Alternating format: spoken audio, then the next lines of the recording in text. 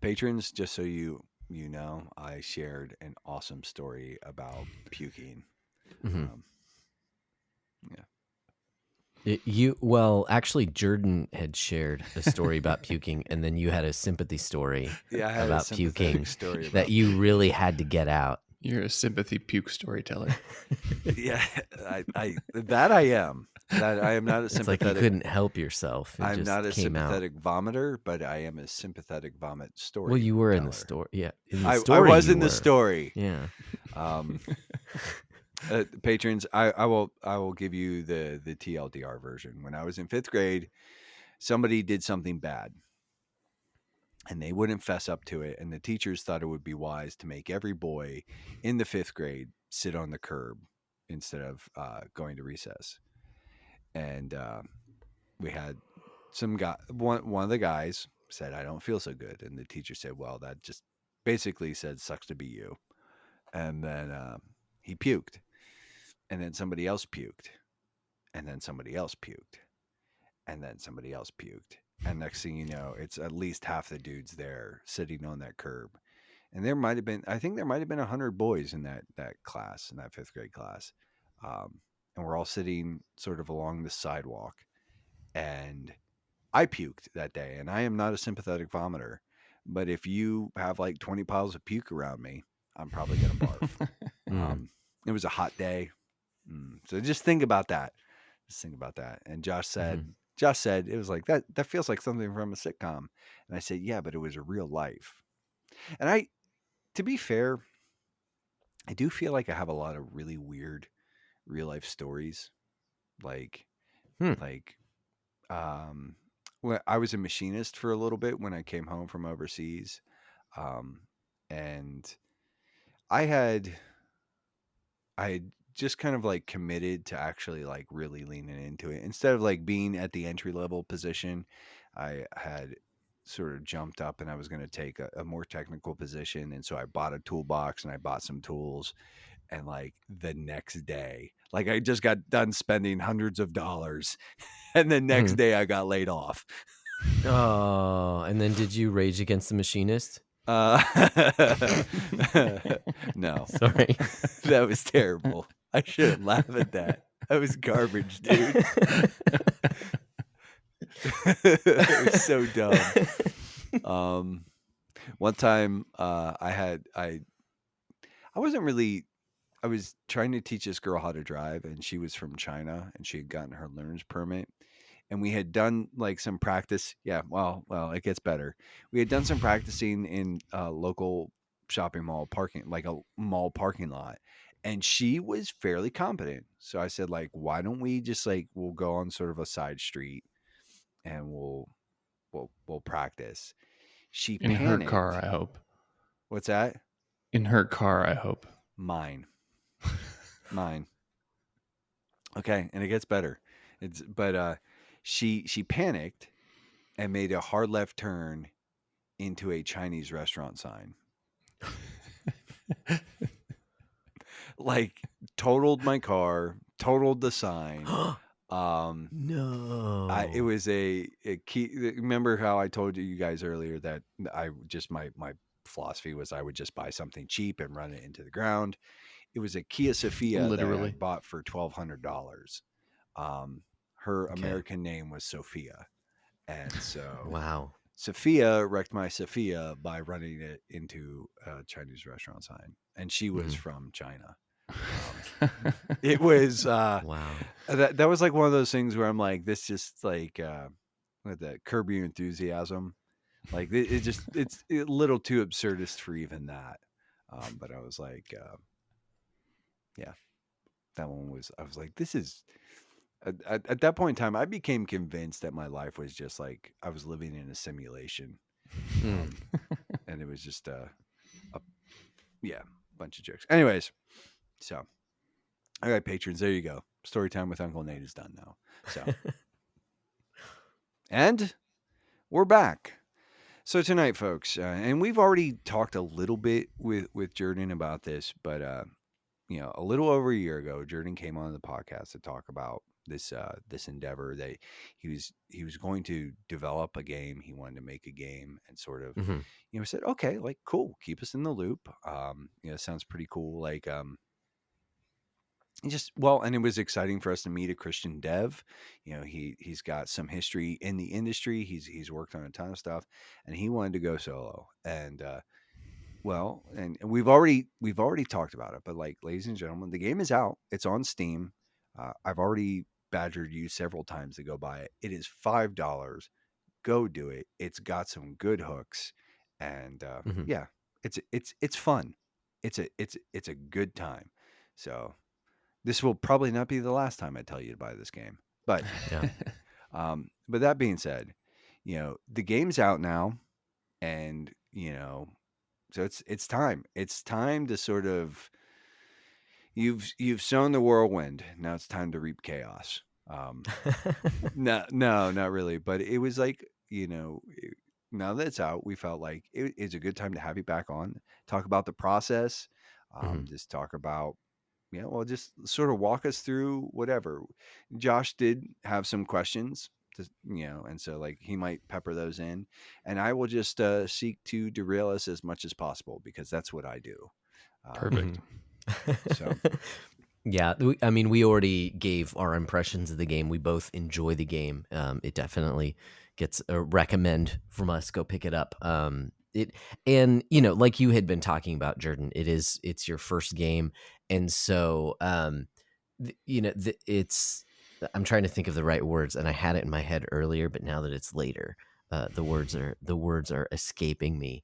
Um, but yeah, being your first game, there are things about it that are that are more low budget than some other games that you might play. But I think the underlying mechanics are really solid, and really, Nate is talking about the hooks that it gets under your skin. But I think, yeah, just that you don't know what you're gonna get, but you have a basic idea on how to get better, and the one more run thing is definitely mhm, there. yeah. um except when I go for a 20-25 minute run, and then I die in a span of like 15 seconds, and I'm like, okay, I'm gonna have to set this down for a little bit. That happens too, but There's that a is there's what. definitely a huge difficulty spike on level 2. Like after you defeat the first boss, you go to second Mhm. level. The archers um, sh- shoot faster, Okay. and Okay. so it's like, and they hit harder. Hmm. And so so in the first level, like the archers are not the most dangerous thing, Yeah. and in the second level they become the most dangerous thing. Hmm. And it's like, it kind of happened because I watched my wife play, and she was Hmm. just dying over and over and over again in the first room. Like she would Sure. like Yeah. spawn, go and die, spawn and go and die. And I was like, so I was like, how do I ramp this up in a programmatic way Yeah. without, like, I don't have, like, I had to contract out all the character art Okay. because I can't draw, which lends itself to, like, there's a lot of things in there that are low budget because I took too long to find an artist. And the artist I found was did this like 2 or 3 hours every 2 or 3 weeks kind of thing. Okay. Yeah. Like, so it was like what can I do to maximize the enjoyment and progression Yep. uh, without introducing something new, like that Hmm. needed new art, new stuff like that. Right. Yep. Mhm. Yeah. That makes sense. But yeah. So, anyways, that's kind of the impressions of the game. We both enjoy it. Both recommend it. Go pick it up. I'm interested in, yeah, some of the process as well. I mean, there obviously, I'm sure you could talk gameplay and your thoughts on that as well, and what you were going for.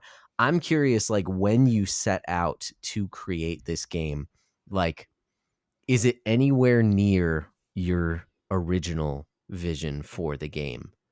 And I say that just like in a number of ways, whether you can take that in terms of mechanics, in terms of the type of game, the story, I don't know, whatever you want to, but No, okay. is not near. I ran into a couple of issues. Mhm. as I was going through it. The first, like honestly, the art being the big one. Okay. Okay. So originally I had planned not to like, basically the storyline is ancient king discovers the secret to immortality. As he goes in, he just starts viewing his mortal subjects as disposable because they only last 50 years, and so their concerns become less important to him. So then it's like up to this random hero, potentially the chosen hero. Is he the one that's going to save the kingdom of melees, or is he going to fail? And that tied into the roguelite. So originally I had there was going to be like mini bosses, like the mini bosses you come across right now, the mage, the ranger, and the soldier. We're going to be like one or two, and then the king was going to be the end of the first act, and then there's going to be a second act, and then there was going to be a third act. And so it's going to be like a first act, and then you discover that in the second act was actually he's kept immortal by cultists who were doing sacrifices in the dungeon underneath. So you have to fight through the dungeon, and then you discover that the lead cultist is actually a demon in disguise. So then you have to go into hell and fight the demons in hell, and defeat the big bad. So that was like the original hope and goal. But I spent, so mistakes I made in regards to that is I spent 2 or 3 months just nailing down like a lot of mechanics and stuff like that, but not looking for an artist. Okay. So I was like, for some reason in my head, I was like, I'll be able to find an artist. Like it won't be that hard. And then 3 months in, I was like, I don't have an artist yet.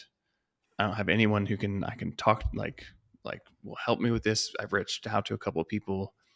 One of my JV players in basketball 10, 15 years ago is an accomplished illustrator artist. Okay. And so I reached out to him. He actually did worked on, I don't know if he created it, but he worked on the Netflix show Hello Ninja. Like I think he was the main animator on that. Oh wow. And so I was like, reached out to him. I was like, hey, I need something 6 months. And he's like, I'm booked up for like the next year. And I was like, well, okay. The good artists are booked up for the next year. And it's like, and I had this goal in my head when I started, because I started, the development started October 2023. Okay. So I had this goal in my head of like, okay, like 6 months from now, I'll be able to determine whether this is good enough to continue.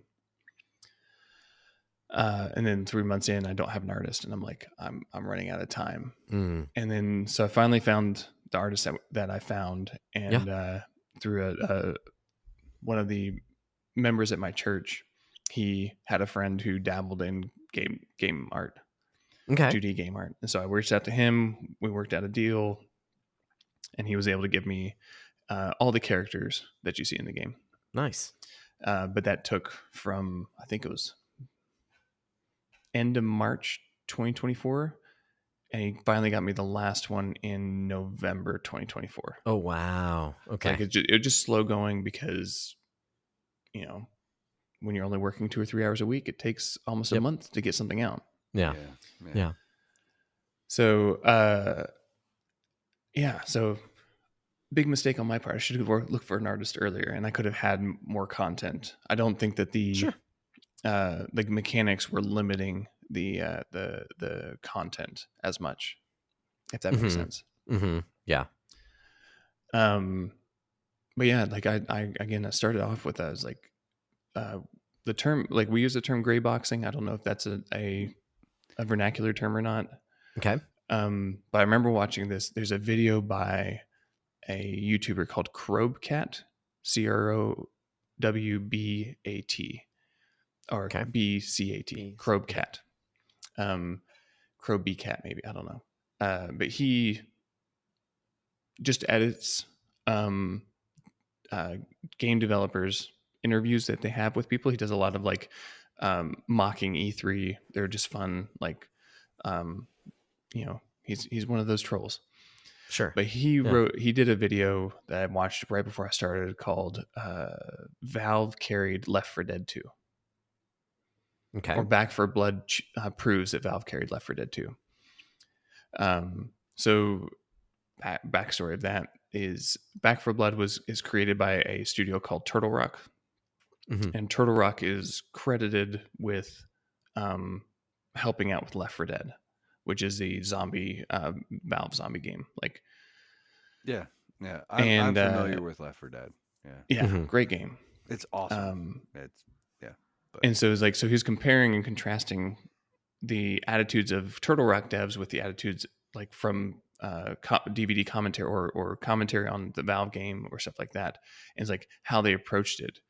And on the Valve, on Left 4 Dead commentary, they talked about how they didn't have anything pretty, but they just put some zombies in there and they put a gun in there. And was it fun? Like that, just that simple, like your that everyday thing. If you're not having fun in like everything that you're doing at that moment, there's no point. Like you have to figure that out before you start making, how things are animated, how the layout and stuff like that. Unless you're going like there's puzzle games and stuff like that work with it too. But it's like if you can't nail that little bit down. Yeah. So that was the goal, is like 6 months. Can I make this basic part fun? And I thought I didn't actually. Oh, okay. It's like, it's a weird thing because I was releasing monthly builds to my Discord. Right. They would play it. They would hang out and then friends would tell me, it was like, hey, this is fun. And I'm like, but I don't believe you. It was like, but I like, are you sure it's fun? Or it's like, they're probably just saying that because they're my friend and stuff like that. Yeah. And so May of 2024, well, we're going through some turmoil in our community here in Chattanooga, and like trying to figure out like, should we stay? Should we leave? So I actually like almost moved back to Idaho, almost quit the game entirely in May or June. Cause I was like basically waiting is like hear back from a job and be like, if I got this job, that was like my fleece, my Gideon's fleece. It's like, if I get this job, that's God telling me to move back. And so I was like a month where I basically didn't get any development in. It's like constantly worrying about this, like trying to figure out life and all that type of thing. And so we go back and visit, and had a moment where I was like, you know what? Don't want to move back. Don't want to move to Idaho. I love Tennessee. I love this area. And then I hadn't heard back from the job yet at this point. And then so I emailed the company. I was like, look, I appreciate all the stuff, but I'm staying in Tennessee. And they're like, oh, that's funny because we were literally writing up an offer for you right now. It's like, it was like God. To me, it was kind of an answer of like, no, keep on going. Yeah. Like, yeah, you're going through like this valley, but keep on pushing.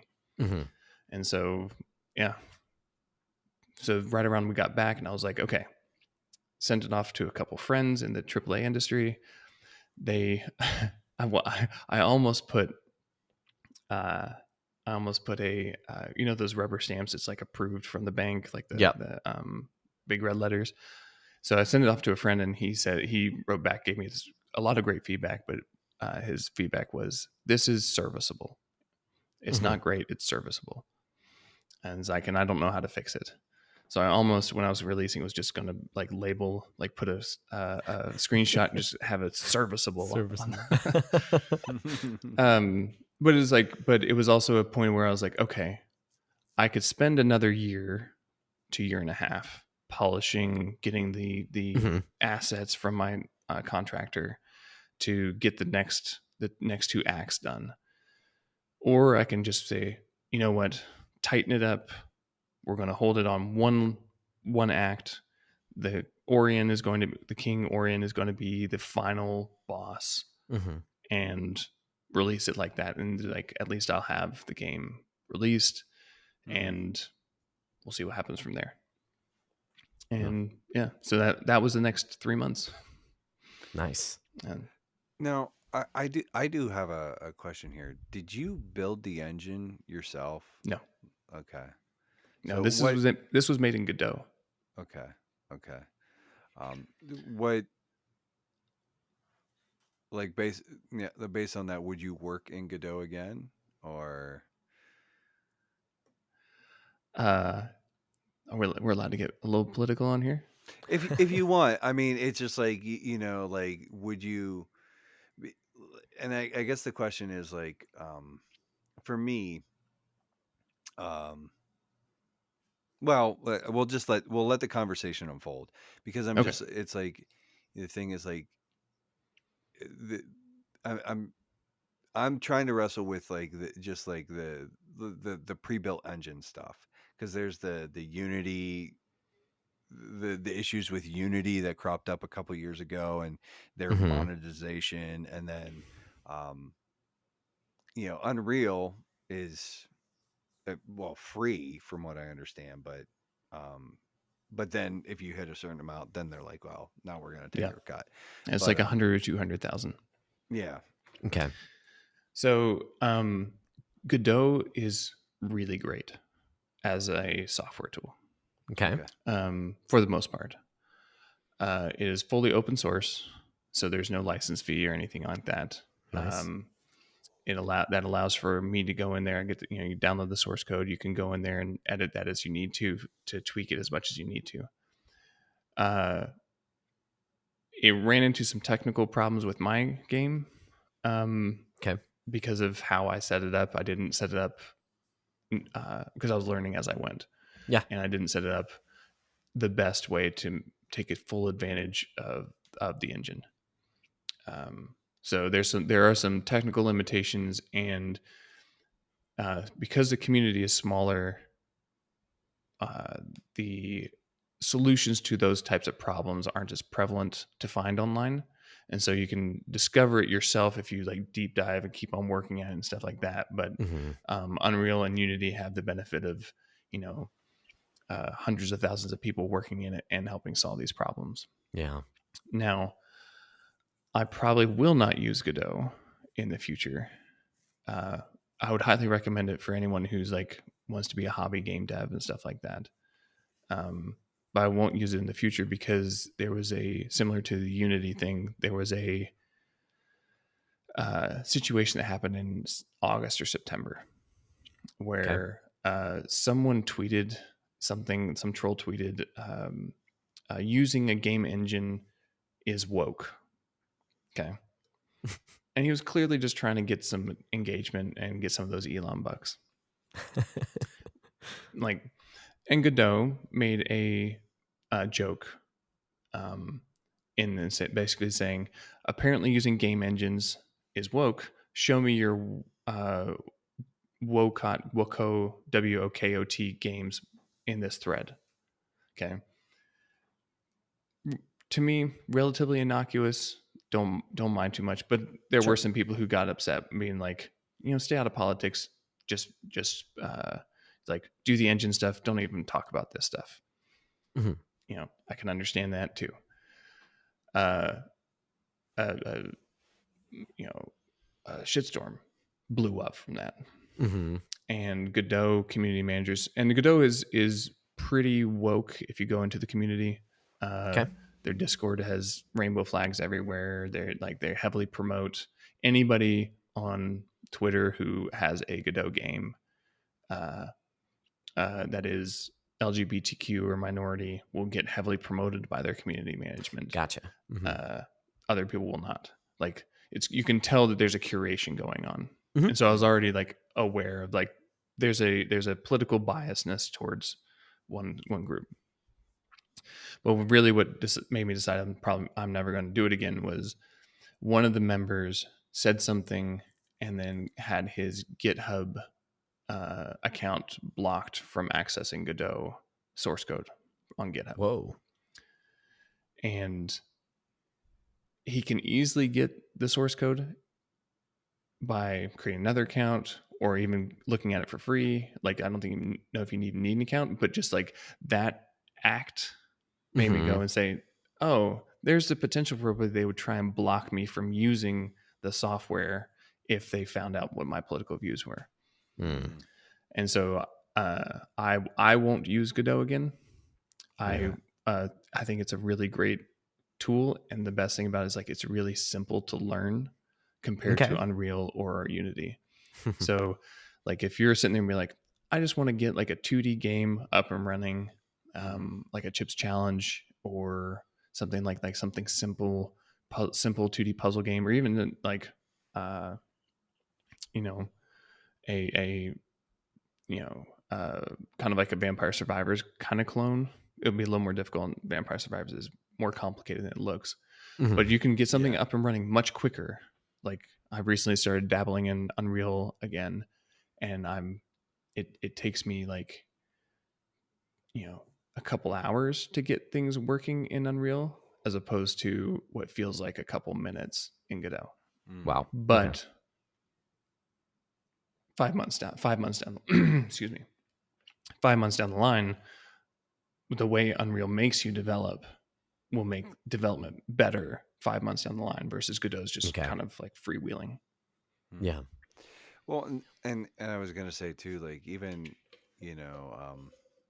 from what I understand, Unreal does have like now, and there's the issue, but like the pre-built assets as well too, which I actually I think you were the one who retweeted it, but like about a game that somebody made, and all they did was like reuse assets from within Unreal, and people didn't even know, and they were like, "Yeah, well, we changed like one or two things, like the color or the way, or whatever." They put a shader over it, everything. Yeah, and it just and was people were like, so mad when they found out. and like when I saw that, I was like, "That's kind of like brilliant." Yeah, Like, and it's not to. Like, listen, it's the Unreal assets, and I have no idea on the quality of them. But if you know that like art isn't your strength, and you can throw in, you have these pre-builds, and you can sort of like tweak that and play with that. That's a really clever solution, you know. Especially for like a one man, or even just like a smaller dev team that may not have the budget. So that's it's something where and I'm not trying to throw any shade at your artist. It's like that's you did a a good job. lot of work to do, and it just kind of. It does sound to me like when you were sharing the story, is that like scope creep, just like it not even scope creep, but it was just like, it sounds like up front you were like, oh yeah, I can probably handle this, and it was like, oh, there's so much there was so much more that sort of like kind of got away from you in that time. A little bit. It was. I honestly think that if I'd found the artist when I first started, Yeah. and started then, and also like you know put on a tighter schedule kind of thing, I honestly think that 3 acts would have been doable. Like I don't think that like, so when I estimated my estimation of time frame, I think was actually pretty accurate. If I underestimated how long it would take to find an artist, and underestimated And how get the long individual assets would take to make. Yeah. Well, yeah, and I guess that's kind of what I was saying. Is like it was like when you hit that snag, that kind of Yeah. threw everything else sort of, like your timetable went out the window. Yeah. Yeah. So, but yeah, Yeah. And there's a well, combination also. So I quit my job at An Exile in like late September 2023. Started development on the studio like October 1st, basically. And then 2 weeks later, my wife was graciously, it was a wonderful thing of her boss to do, but my wife was told to go home and be with the kids, and her services were no longer needed. And like he was very generous with everything, like and he wanted, like, if she ever wants to come back, he'll be happy to have her back. But it was just like she was feeling stretched too thin between kids, being a wife and working full time.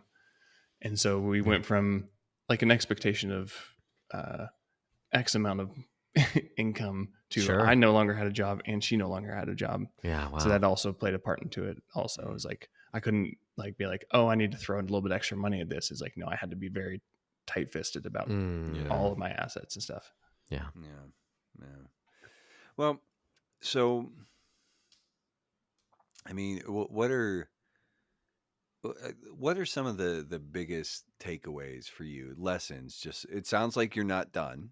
It sounds like you're still you're like no, you're committed to sort of like making games, and so yeah, and we talked about it at the beginning of the show how like I think when like you got it done, like you got through to the end, like you put something out there on Steam, and maybe not it's not exactly what you wanted, but like we can't all be concerned. Was it Concerned Ape, the dude who made Stardew Valley, who Took him like has 8 years. took him like 8 years, and his girlfriend supported him for a number of those. Um, we can't all have that that kind of like the benefits of that, but it's what are some of the other takeaways? Like, it's like, we were talking a little bit off mic or prior to recording about how like the virtue of stubbornness. But so you've obviously like you've drunk deep from that well, to a certain extent.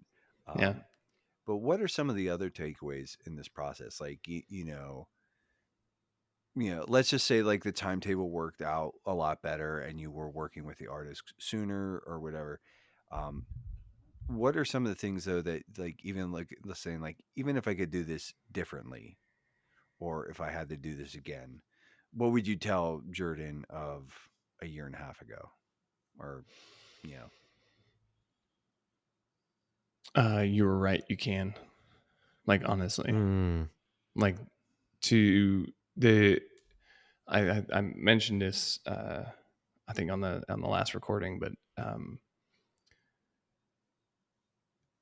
it's well, the fact that more than 3 people bought the game means the absolute world to me.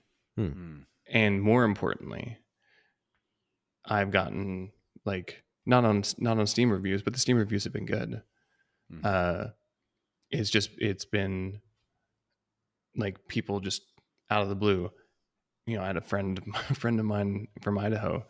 He sent me a text with his son playing it. And he's like, didn't even know that it was your game. He just found it and picked it up. Oh, wow. Oh, that's so cool. And it's like, but getting like people being like, I'm really enjoying this. Like, yeah, there's problems, and like we talked about, like I know the problems. You see the gravy stains. Like, Yeah, you probably see you see all the things that other people probably don't see too. yeah, and I know it. Like, there's a common trend that I never really understood before in game dev when I was working in AAA. It's like a lot of it feels like you're bale wire, like hey, like you're just barely holding things together with string, like, and then it works. And then it's like it feels like that with a lot of the, like, it's not it's not bad code, it's not great code, but it got it done. And it's there's a value, dare I say it's serviceable. it's serviceable. and but it's like, so there's this thing, like there's when you click release, and I had this weird feeling of like horror, like, because like someone's going to see it and they're going to see all the flaws I do, and there's like you're putting a little bit of yourself out there. There's this feeling of like excitement and joy. You're like something that did not exist a year and a half ago suddenly exists. I mean, I guess it's a year and a half later exists, but it exists. And then like sadness is like of what could have been with it, like but but there's this, when people came in and just enjoyed playing it, to me was so much a validation of, oh yeah, like the career that you've spent the last 10 years working on, you can make something that people enjoy, that the medium of games, like, you are serviceable in this industry. Like, and that's it's not only not nothing, it's a whole lot of something. Yeah. I've described it to friends. It's like when you were in school or in college, and I don't know if y'all had to write a thesis at all, but like turning in a thesis, there's a similar kind of feeling to turning in a thesis with it. Okay. Where you're like, this super apprehension is like, I'm not exactly sure how the teacher or the grader is going to take this, especially if you worked really hard on it. But you also have a kind of a grading rubric most of the time. Mm-hmm. Right. You're like, okay, it's like, you know, I have to follow this, and this, and I'll generally get like a B or something. There's no rubric. And so you're like, hey, I worked on this for a year and a half. Like, teacher, like, tell me what you think. And getting back being like, hey, you know what? C plus. Mm-hmm. Not bad. I don't know if I mentioned this on the last podcast, but like, the ultimate dream for me is getting in front of the judgment seat, or maybe getting past the judgment seat, but someone in the afterlife being like, hey, I played your game. It was pretty good. Like, that's really all it matters. Yeah, to create something that lasts in glory. Yeah, I think Yeah. that is the or that is remembered in glory. Yeah. Yeah. Mm-hmm. Well, I guess the ultimate one is, you know, would be hearing, you know, Christ say, hey, I played your game. Well done, good and faithful servant. That'd be sick, dude. And I would, I get teary eyed when I think about it. Yeah. The hope. Yeah. So That's awesome. Yeah. Well, yeah. well, and it's like it's not the last year and a half has been full of doubts, Mm-hmm. because you're like, I don't think this is good enough. I'm not good enough. Like, over and over and over again. It's like, you know, the persistence, like the stubbornness we were talking about. And it's like, and to come out and be like, hey, all those voices weren't right. Hmm. It's like, people are enjoying it. That's great. Yeah. Now, Awesome. now that you do have like this formula too, like, so you have like this hook. Are you going to play with this type some more, or are you just like on to the next thing? Yeah, on to the next thing. So I chose roguelite or roguelike because it doesn't have meta progression, so it's more roguelike. Mm-hmm. I chose it because I wanted to play on the theme of prophecy, and chosen one, and like that whole like video game trope of like chosen one rise, like, because you play like Skyrim and you're like, you're the champion of Whiterun or whatever, and then the next guy who comes in, he's also the champion of Whiterun. It's like, so there's not a unique aspect to it. So Mm-hmm. I wanted to play with like this chosen one, or is the next run the chosen one, or is the next one the chosen run, and that's why I chose roguelike. Yeah. Okay. So I think that game devs will be better suited figuring out like a theme story, and then choosing the genre from that, Mm-hmm. rather than saying, I want to make a roguelite. It's like, you sit there and go, okay, what do I want? How do I want my players to interact with the world? What's the best way for this to happen? So when I was first coming up with the idea for Oracle Melees, I was like, okay, this could either be like a first-person shooter puzzle game, like Portal, or it could be a roguelike. And it's like, so I balanced the two, and it's like, you know what? I think a roguelike would be more appropriate for the theme. Okay. So I already have another idea. Mm. I was lucky enough to have an artist friend of mine lose his job back in October. And so Melees came out. We are already working on the next project together. Oh wow. Okay. And we'll see what happens. Yeah. That's awesome. Yeah. No, that's pretty. I mean, and obviously we will want to, you know, sort of be kept in the loop. And now, Yeah. just people can. It doesn't sound like you're really talking about it that much right now. You guys are Yeah, we don't probably have still pretty. It'll be 3D, Okay. Okay. and we're going to do it in Unreal. Okay. So yeah, going back, I was like, you said you had been kind of tooling around with Unreal again. Yeah. So it's not just like, oh, like, hey, let me kind of like noodle around in here. It's like, no, there's an actual purpose behind it. Yep. Yeah. Yep. Okay. Yeah. Okay. Very excited about it. Like, it's a basically two of us are going to be doing most of the heavy lifting on it, and there's 3 other people at my church Nice. who are like going to be touching it. They don't have like AAA experience, but there's so it'll be like it's kind of like a brain trust a little bit, while 2 guys do the heavy lifting. Okay. Okay. So I will, as soon as I can tell more, I'll be happy to tell more. We're we're shooting for like themes of redemption and community. Okay. And yeah, so Nice.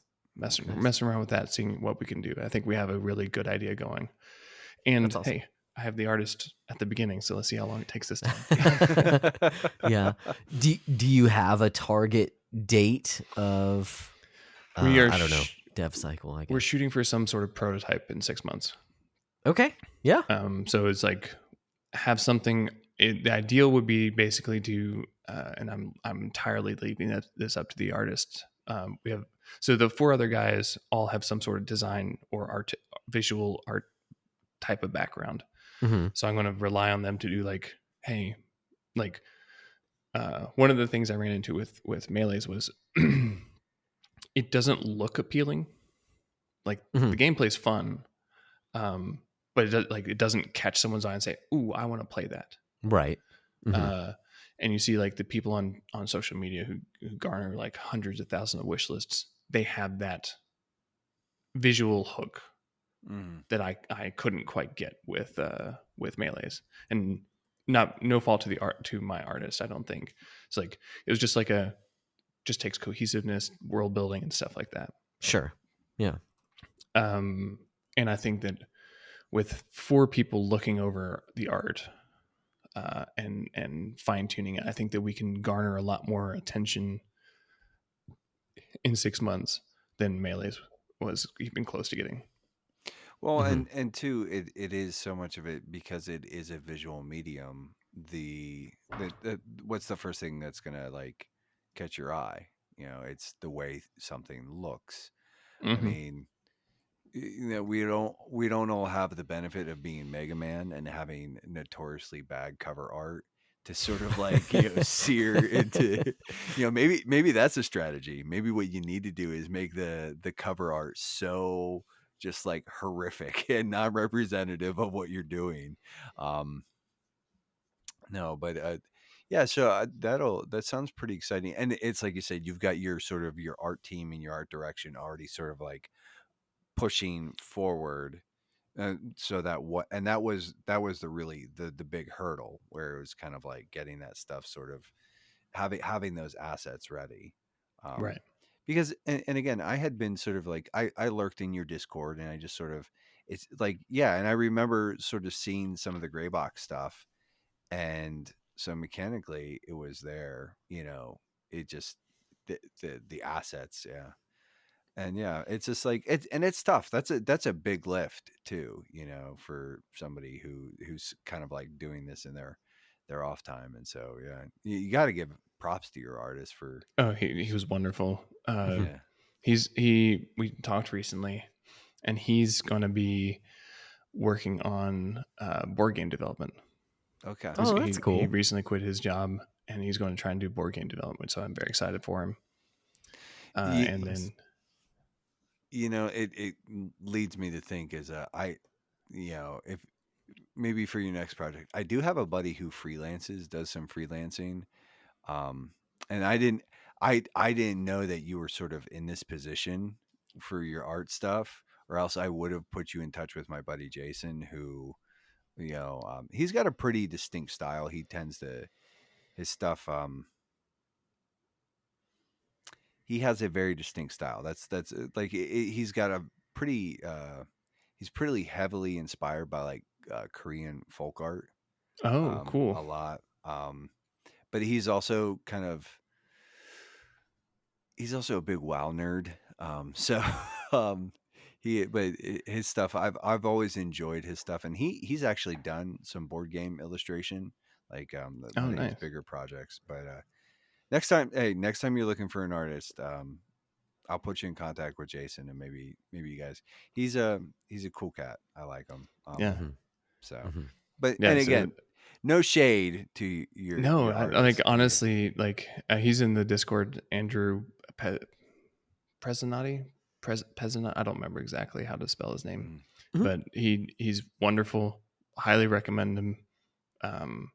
He worked hard, and I like the way that the characters turned out. Honestly, I basically I think that if he was full time, it would have been phenomenal. Like Well, I you think it would probably have been. would have been able to, like, if you got like, yeah, if you'd had him on, I think the word you used was cohesion, Mm-hmm, and it's exactly. like that there is like that it kind of, yeah, there isn't a solitary sort of design voice throughout the game. Right. Like it's like whereas a great, and this is like, again, this is more of like the AAA thing, but it's like a great example. Well, like Pokemon has a great sort of like design philosophy, and Mm-hmm. like that's why when the Pokemon with Guns game, what was that called? Power Power World, World. yeah. Power World. It was like, oh, that's Pokemon with guns, because everybody, like, it's like that aesthetic philosophy. Like everybody's like, no, that's Pokemon. Um, but there's a coherency there where it's like everything fits. One of my favorite examples of that, just as far as design, has been was the Disney Infinity stuff. Did you ever see that, Jordan? I Okay. remember it, but I never play it. Well, the gameplay is fine. Like, but what I thought was really cool is that they took these characters and they tweaked all of the design elements so that they had this sort of like toy box feel.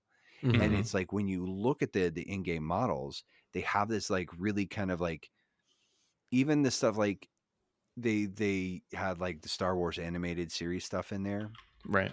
but even that was like co-opted to sort of fit this toy box design aesthetic philosophy, and it was like there was variety in it, but there was a coherence in there where it just like it all, like, you looked at it and it was like, oh no, this all belongs. And I think that that is something that, like, given time, yeah, is yeah. So but Yeah, it's like mentioned recently was like the new Legend of Zelda: The Echoes of Wisdom. mm-hmm, Hmm. It's like also does a very good job with that type of thing, mm-hmm, Yeah. and it's so important. It's like with melees, I had a prop artist that I worked with, which was she made the barrels, torches, candlesticks, like the things mm-hmm, that you see in like Okay. Yeah. Yeah. in the world.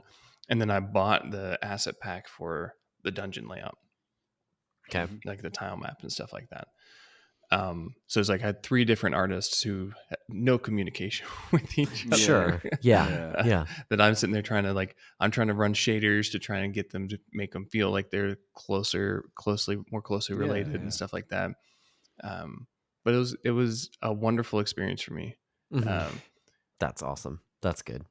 Dude, well, and it sounds like too, like, that you learned, I mean, just like even sort of not just like getting through it, but like the whole process from stem to stern. It sounds like you sort of, like, I like where you were talking about, like, I didn't, when you said this line, and I really thought, it's like I didn't understand what other coders and programmers said, is that like it's like it's not good code, but it's code, and it's kind of it's being held together, like it's the string, like around the bale of hay kind of thing. And I just like I think, honestly, I think that that kind of experience is always invaluable. um Oh yeah. that obviously, do we want to I think everybody wants to smash it out of the park the first time, right? Like the first book somebody writes, they want it to be they want it to be the next great American novel, the first Mhm. album a band records. They want it to be they want it to be Weezer's Blue album, right? It's like They whatever want it it to is, suck. dude. Oh. I'm sorry. Them is fighting words, friend. I mean, Oh, that's a good you're one. lucky. You're lucky. I know that that's a joke. um, but you know what I'm saying, where it's Yeah. like everybody wants their first thing to be just this, but I think there's an importance in sort of learning from missing the mark, that because it didn't land exactly where it wanted to. Okay, so it's and I would here's what I'm gonna say. I hope that someday, just even hearing that original vision for it, I hope that someday you're like, you know what, I'm gonna come back. I'm gonna do The the remaster. the remaster, the uncut version or whatever, the Ah, dude, directors. just Like, chapter 2, chapter 3. I you think of like yeah. do the whole thing, tell that whole story, and because I think again, I do think that the hook is good, and I think that it's and here's it's we've talked just the struggle. It's like I've always told people, I'm like, substance is actually the important part, and the game's substance is solid. Mhm. Like the style, Mhm. yeah, it's kind of it's kind of all over the place, but the substance is good. Yeah. And the substance is the thing that matters. Style is Mhm. is if you can get style in there, cool. But I just and so I would just say I you know and again, I'm saying it's I like the game. Like it was like I said, you hit that point where it was like, oh, he it was it was after the third or fourth time. I was like, oh, I can get another one in here. I got a few more minutes. I can get another one in here. I was like, oh, he did it. My guy did it. Like that's Mhm. the thing Mhm. where it's and so I would just say I hope y- you know uh, you've talked about you're just sort of I don't know if you would use the words frustrations, but you're just your disappointment because it didn't come out the way that you wanted to, and just but I would say learn from that, use that to sort of fuel the fire, to sharpen the edge a little bit. um but also and I just I do want to end sort of and I don't know, feedback, or just I want to offer some encouragement. I think what you've got here is really good. It shows that you have good instincts, Mhm. um that you've got sort of a good design, a philosophy of design, right? And I do think too, I like the idea where you said hey, instead of saying and I would say it probably works differently for different people, but I think for you, you're saying no, I need to the themes need to match, having a thematic thrust or direction, or tell us, even sort of Mhm. using, but sort of saying no, and that theme needs to inform what the game will look like and what the game will be. And I think that that's important. We were talking about visual cohesion, but having a thematic and a narrative cohesion, and an ideological cohesion just throughout the design of the game, I think is really important. So I did, that's the thing, is that I wanted to tell you, dude, it's got substance, it's got heart, and that matters. Listen, we can't all be lookers. I mean, and this is the pot. Just This is the saying, podcast for not lookers, right? yeah, yeah. It's Right. I've got a face for for radio here. Which there's a reason we were an audio only podcast for years. For Um, a long time, yeah. for a Yep. long time. But I would just say, dude, I think you're. It's it's interesting to see that this is your first step, and yeah, it didn't. like it didn't land exactly the way you wanted it to, but when you got it out the door. And I think too, like it's just that like I think it takes a lot of humility to like like I doodle all the time. I do not show any of my doodles to almost anybody. Like Mhm. occasionally there's like a piece where I'm like well, I don't doodle as much as I should anymore. But it's like I don't show nearly as much of my art to anyone anymore. And so there's like a humility, I think, in just sort of and an honesty and just sort of saying like this is the thing I made. Is it perfect? No. Is it everything I wanted it to be? No. But it's here, and sometimes I think that's more important than getting it perfect. That it showed up. Oh yeah. Oh yeah. It's I had a friend years ago, and they and he told me a story about how him and his wife, they always talked about starting like a little gym in their town, and they Mhm. never did it, and they never did it, and they never did it because it wasn't going to be perfect. And then somebody else started a gym in their town, And it and it wasn't wasn't perfect. perfect, but it was there. And I Mm-hmm. Mhm. think that sometimes like that's we like especially in today's culture, we kind of overestimate that. Like or it's like or we forget about not overestimate, but we forget about that lesson. That it's not always like perfection perfection is a lie on this side of glory, right? Mhm. But um I think you have something good here. I think you again, you have good instincts, and I hope that you sell more than 50 copies. I hope you like listen. I hope people check this game out and have fun with it, and I hope that you keep taking encouragement with from that because like it is good. Is it perfect? No, but it's good. It's clever. It's hooky, and it's got heart, and those things matter more. Like how many AAA games have we seen that like they look amazing but they've got no soul?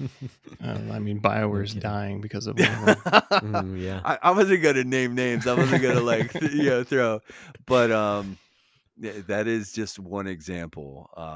Yeah, but it's like, so I would just say like, dude, like I hope that encourages you, that sort of like gives you a little bit of fire that like I think you've got something special here, man. And I would like to see you someday, like after you've got like a little bit more experience under your belt, like come back to this.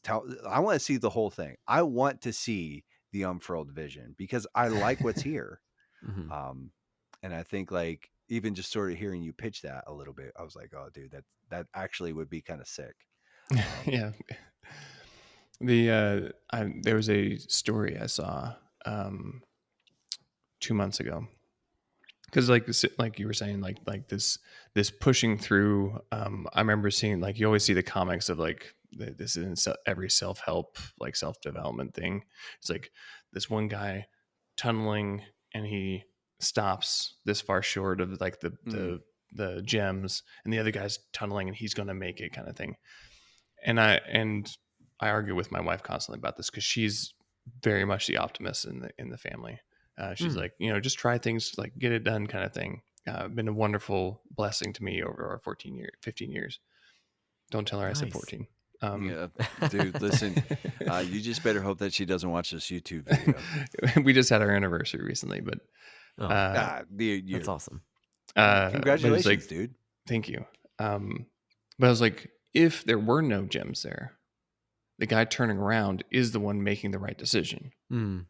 Mm, It's like and that's the problem with that comic itself. Is like it's like, and that's what I've been struggling with. Is like, is this like, am I pushing for something that's not there, or Mhm. is there like some nugget? And then I read or I watched a short about Michael Jordan.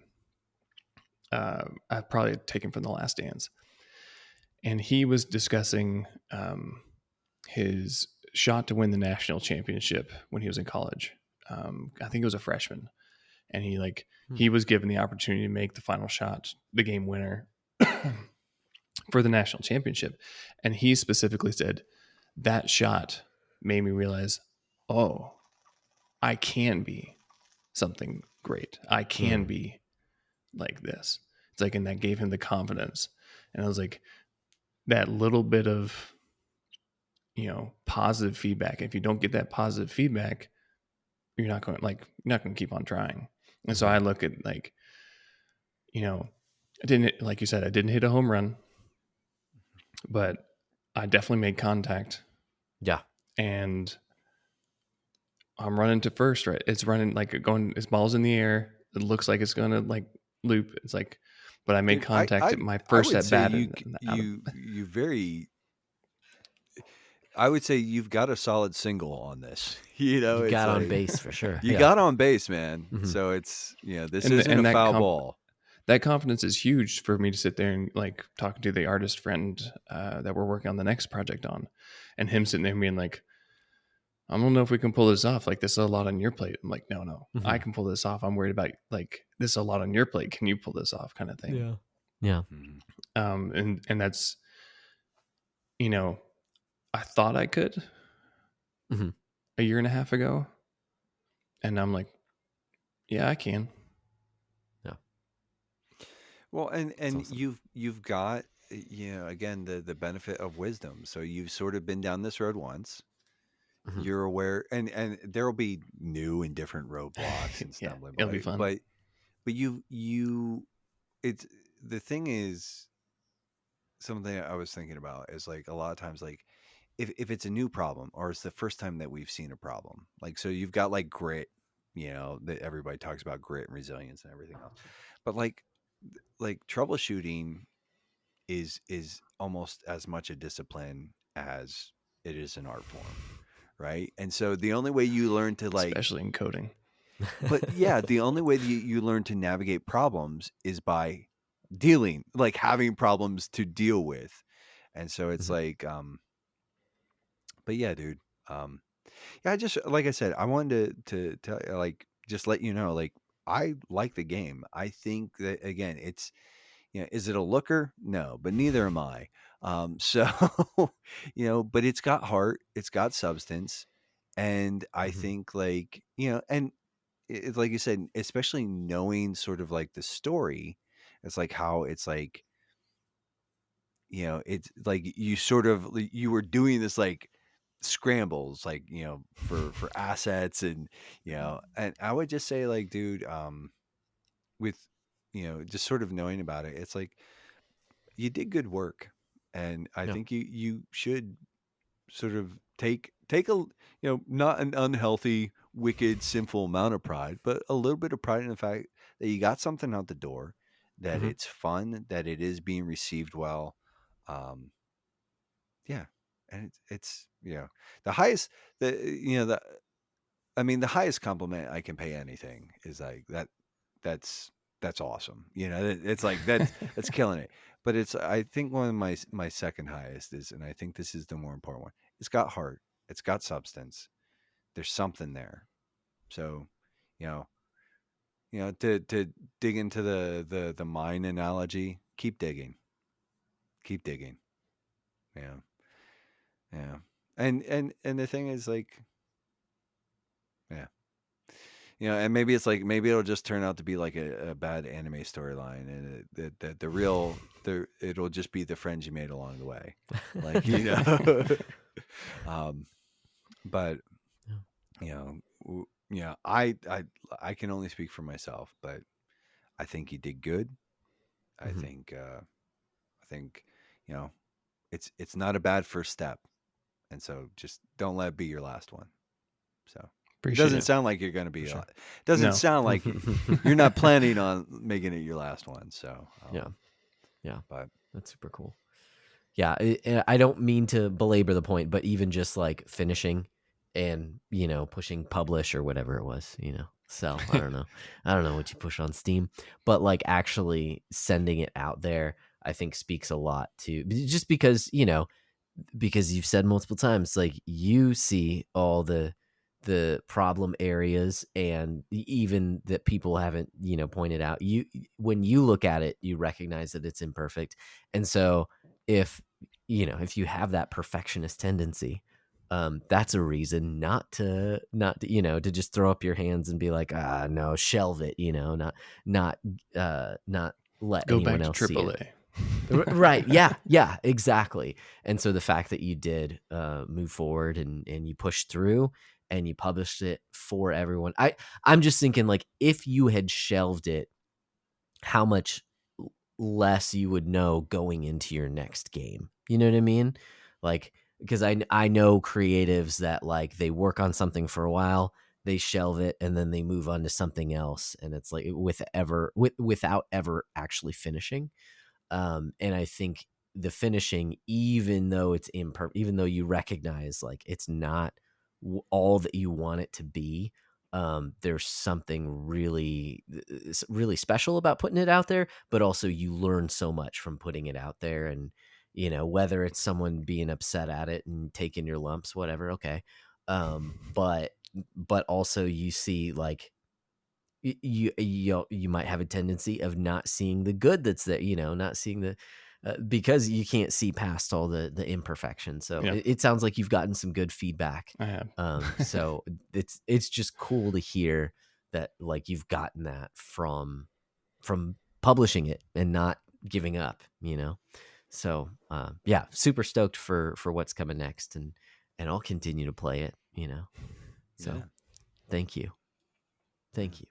Thanks for making it, dude. Thanks for hitting release. There you go.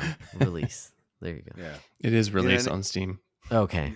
There you go. I said it takes a certain amount of humility. I think it also takes a certain amount of bravery to, like, put the thing out there. Mm-hmm. And that's not to be undersold either. So, like, well done, dude. Yeah. Well done. Yeah. Yeah. We dig it. So we dig it.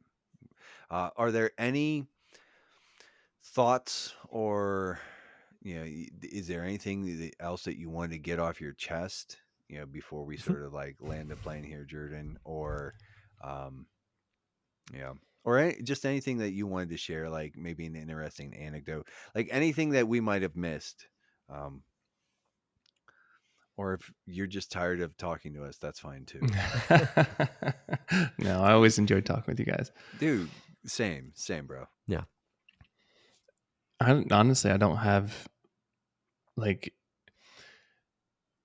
it's like the development process was weird because it was like constant whirlwind and also Sure. doldrums. Like, it felt like I was, like, spinning and going nowhere at the same time. Okay. Yeah. And so it's just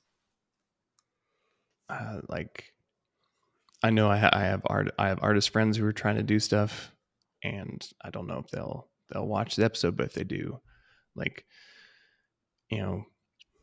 keep going at it. Yeah. And like, I talk to my brother all the time, or one of my brothers, about this, and it's like the idea of stubbornness, discipline. It's like moving the needle a little bit every day.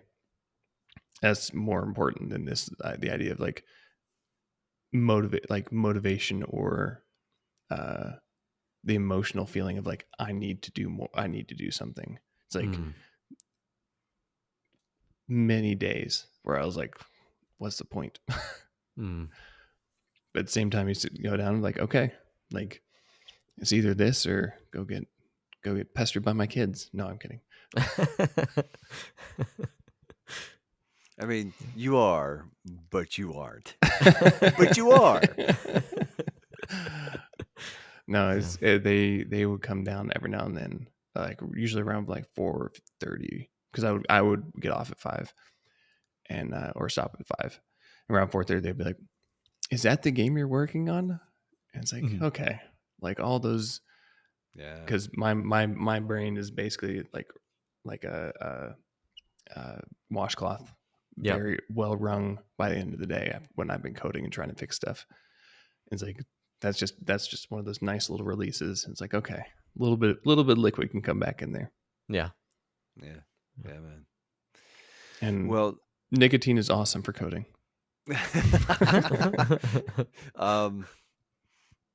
Dare I ask your preferred delivery form. I've gotten into pouches recently. Oh, Oh, okay. I tried a Zin pouch the other day, and I was like, "Oh my!" Yeah. It was, and apparently it was like the heavier one, and Oh I'm no. no stranger to nicotine, but it was like it gave my tummy a little bit of a. I was Yeah. like, "Oh, It'll put you on oh, your butt. yeah." That was like when I don't eat and I smoke like a CAO 660. Mhm. Like I was like a big chonky boy, and I was like, oh, like as soon as it started like getting that way, as soon as my stomach was like, hey, what are you doing up there? I was like, nope, we just pull, like, nope, Yeah, you pull it out and go. get this thing out now. Yeah, I got introduced to them last January, Mm. and it was like, and I bought a packet, and I spent a month just kind of being like, no, like just looking it on my desk, and then one day I was like, okay, and like the first one, it's like 10 minutes. I was like, nope, I'm done. Yep, yep, yep. It's But yeah, I always love a cigar for discussion. So I advocate like a Mm. lot of people don't like nicotine as a stimulant, and I listen. Only don't do drugs, this. kids. Don't do drugs unless they are sanctioned by, and only do them if they're legal. Anyways, and you are of the legal age. But nicotine is a powerful stimulant, but it actually does help with like concentration and yeah. Hmm. But it's sometimes it is riding the razor's edge there. I was a 2-pack a day smoker for like 10 years, 12 years. Wow. So, and I do feel like when I was smoking 2 packs a day, I was probably at my most creative. I was also at my most broke and my most insane. So, I would not recommend that as a general rule, No. folks. Getting addicted to things is a problem. Um, but Jordan, just wanted to thank you for your time here, man. But Yeah. I do think it is time for us to land this plane. It is very late. I am very tired. I think Josh is tired. I imagine you're tired. My kids get up at 6, so Yeah, my little man he's getting up in the very foreseeable future at this point. So, but Josh, we do have a few Yes. forms to sort of like close out the night. Mhm. Jordan, feel free to weigh in if you want, but yeah. Yeah, but that's true. so we do have a few forms, and I think well, one, do we have any shout outs? Or do you have any? Shout-outs? I have a shout out. Do you have a shout out? I Okay. have 2 shout outs if you don't Oh, have any. wow, 2. I mean, I do have one. Well, it has to do with as of this recording. I don't know. I can't think off the top of my head of when it's actually gonna be released in a little while. But anyways, it will be by the time that you are hearing this. So right now, effectively for you, not for me, but for you, right now, the For Techno me? Funk Boys, not you, the listener, you Oh, that I'm them. talking to in your For ear, them. I'm no, them listening is to you right now, though. them is So not for us. my shout out is for the Techno Funk Boys new album. Okay, it's out. Go get it. So that's my shout out.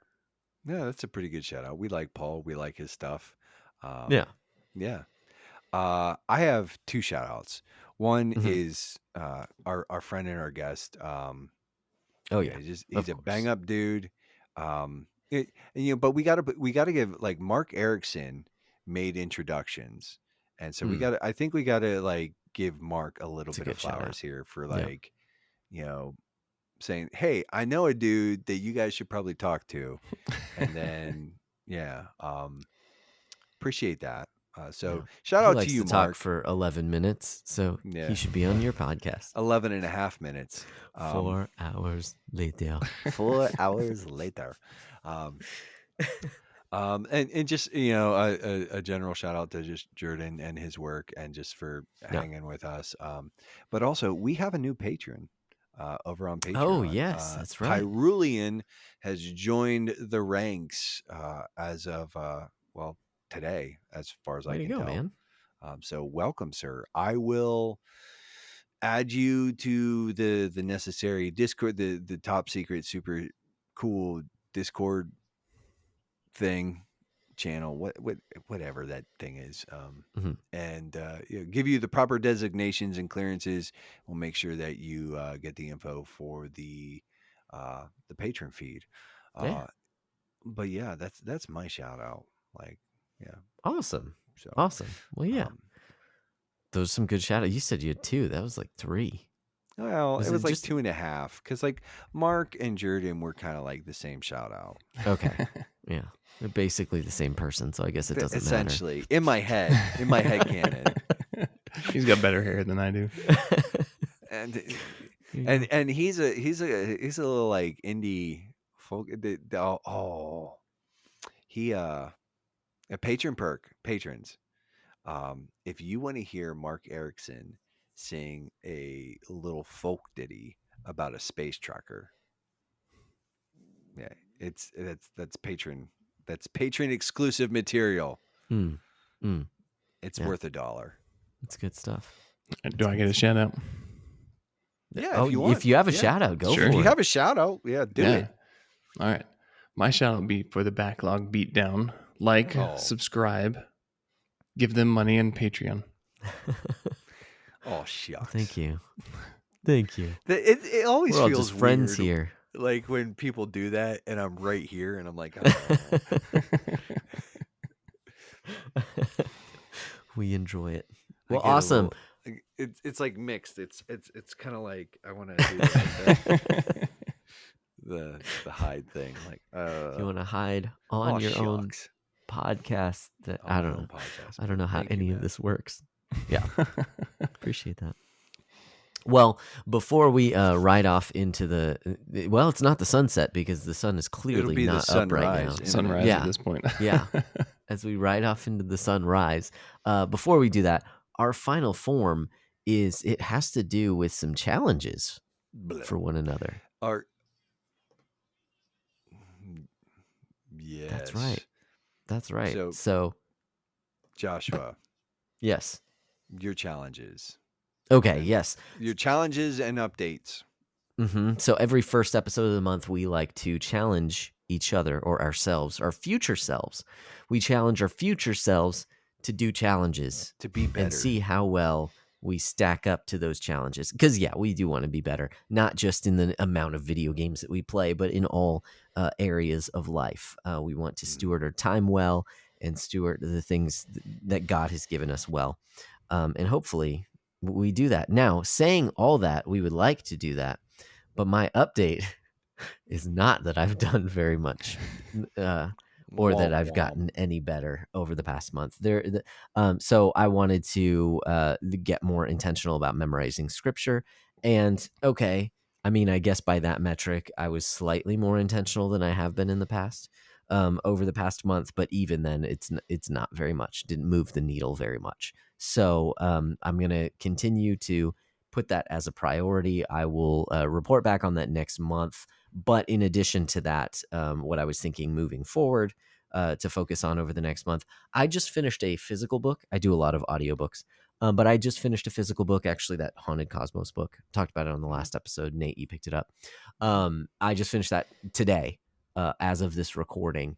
And it was good just to read a physical book again and to find the time to do that. So I want to, over the next month, I want to have listened to a book and then also read a physical book because I have a bunch of books to read.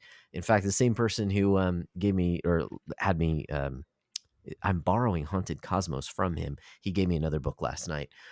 So that's the next thing on my list is to read through that. And yeah, so that's what I'm challenging myself on is to find time, to make time to read through that before our not next episode, but in a month. So I'll report back on that then. May I offer a suggestion for scripture memorization? Yes. What is your suggestion? I have found that if I write down the verse and just write it once a day, I actually memorize it. Okay. It's like just And then so after like day 2 or 3, I start trying to do it from memory.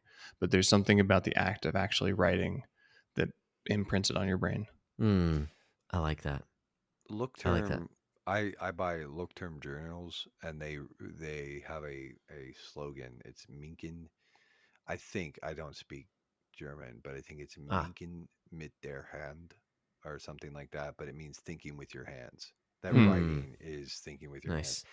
And there's I've noticed for myself even there's a correlation. If I write something down, it gets a lot stickier, like Gotcha. exponentially stickier. Um, so that Nice. that Is is that why that Bart is Simpson always I writes think, yeah, I think that's why. stuff But down? the He's reason I memorizing. thought about it was like thinking about the monks transcribing mm, the scriptures back in the day and be like, Yeah. oh, I bet they like that's one of the reasons why they really knew it. yeah, yeah, Yeah. for Yeah. real. That's quite an endeavor. That's That's a intense. that's pretty Well, good. thank you for that. Yeah, Oh. that's a that's a good That's a good recommendation and good addendum. Mhm. Um, for my challenge update, I also sucked. Um, I I have this desire to just pray through the Psalms Mhm. every month, and it is just I will go in I go in fits and starts. And so it's like I'll be good for like 3 days, 4 days, and then it'll like something will happen and it'll throw me off. And then it takes like a week and then I get back into it. And it's so part of it is just like keep getting on the bike. This is important. Yeah. Um, so there's that. I'm not gonna give that up, but you referenced and I'm not trying to add too much to my. And I actually need to put this in the show notes so that I have it for next time too. But I got a book. I buy lots of physical books, and I don't read them all the way that I should. But I need to start. Uh, I bought a book called Strong On, and it is basically sort of a guide to working out effectively with a kettlebell. It's got some Mm. kettlebell workouts and stuff in it. I can't lift anymore. I can't do heavy lifting because of Okay. the eczema on my hands. It's too much. Mm. But kettlebell training is kind of like it's like the Swiss Army knife of training, where it's like, is it as like, am I going to get the results that I would if I power lifted again or just did any like heavy weight training or anything? No, but it's better than nothing and it's pretty good, and Yeah. so I'm never going to have 18-inch arms again. um I actually, I don't think I ever hit 18. I think I hit like 16 at one point in time. 16 and Mm. a half. I had some pretty beefy biceps. Will I ever get those again? No. um but that's okay. But I do need to start just sort of being a lot more mindful with just like physical stewardship as well. Mhm. So I need to start doing. I pray the Psalms, lift heavy things, and Mm. hit -10. Big picture though, big picture is that I'm at -3. I just want to hit -10 at some point in time in the season. That's it. Mm. I hit that, Mhm. and I'll feel like a winner chicken dinner. Um, but yeah, but yeah, that's my update. Yeah, I suck. I suck at praying. Um, the Psalms. Um, but yeah, so. Mm. But All right. yeah, Jordan, please, yeah, if you want, but don't feel like you have to weigh in there. It's like No, you my don't have to my tell us how challenge you suck. my challenge has actually been going pretty good. Uh, I have been learning Japanese daily on Duolingo for the last year, Okay. Oh, wow. That's cool. and continuing with that, I am on a mission trip to Japan this August, so I'm very excited about that. Wow. Whoa, that's That's wild, awesome. dude. I That's know really cool. I'm so excited. And then one thing I suck at has been I've been trying to walk. I've been lifting for about a year and a half now, Mhm. Mhm. but like I need to walk more. So I've been Mm. trying to get up early and go walk a mile and a half before the kids wake up. And it's been cold here, and I hate Mhm. cold. It's like Mm. so. It's like I wake up and it's like, if I can see my breath, I don't want to go outside. Oh yeah. Oh yeah. No kidding. I feel you. Whew. I feel you. Yeah. Unfortunately, I don't have that luxury. It's like people need their Amazon crap in their mail. So, Yeah. but Yeah. There's probably maybe a 2% chance that happens tomorrow. Actually, or later today. Like, listen, we hit my scheduled day off, so like the only Nice. thing I got to do is like get up with the boy and make sure he doesn't die tomorrow. There you go. There you go. But yeah, so that's all I got. Awesome. That's all you guys got. I think this is a Cool. good place to just call it a night. But Head again, out. Jordan, thank you for your time. Mhm. Good, like thanks for making Oracle, man. It's fun. It's a good time. Mhm. Hopefully, just like this show was. But that being said, I'm tired. You guys look tired. I think it's time to just call it a night. And so, Josh, until next time, what should they do? Guys, keep beating down your backlogs and we'll keep breaking down the benefits. There we go.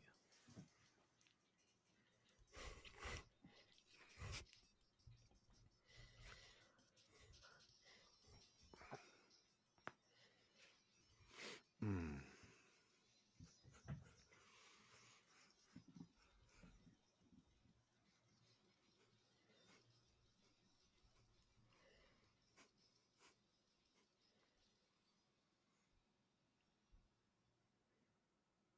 Nice. Word.